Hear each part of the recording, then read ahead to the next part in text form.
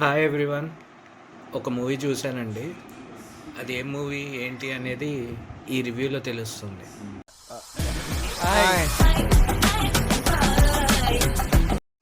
First positive point వచ్చేసి friendship అండి. ఫ్రెండ్షిప్ని బాగా చూపించాడు.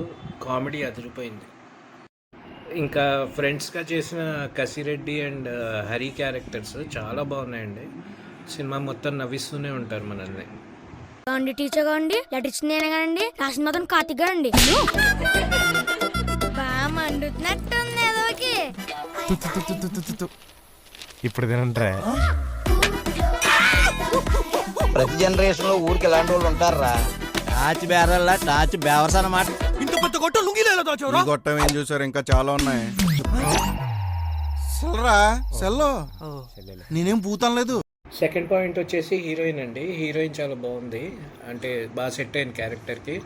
ప్లస్ మనకి కొత్త బంగారు లోకంలో శ్వేతా బాసు ప్రసాద్ క్యారెక్టర్ ఎంత బబ్లీగా ఉంటుందో అలాగే ఉంటుంది. తనకు మేనరిజం ఉంటుంది, చాలా బాగుంది. అవునా?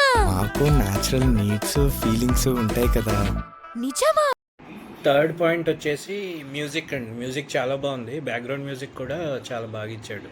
కొత్త మ్యూజిక్ డైరెక్టర్ అనుకుంటా. చాలా బాగుంది మ్యూజిక్ కూడా.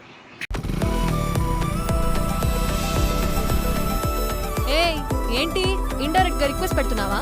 టౌన్ లో అమ్మాయిలు ఎంత స్ట్రిక్ట్ గా ఉంటారో తెలుసా? ఎన్ని రెస్ట్రిక్షన్స్ ఉంటాయో తెలుసా? ఫోర్త్ పాయింట్ ఆటగాడి తాతగారి క్యారెక్టర్ ప్లస్ ఆ ట్రాక్ బాగా సెట్ అయింది. చాలా ఫన్నీగా ఉంటుంది. ఎందుకు రావాడు అంతలో కోపడుతున్నాడు? ఇడికి తొట్టికి వస్తుందంట, అందుకే అది కోపడుతున్నాడు.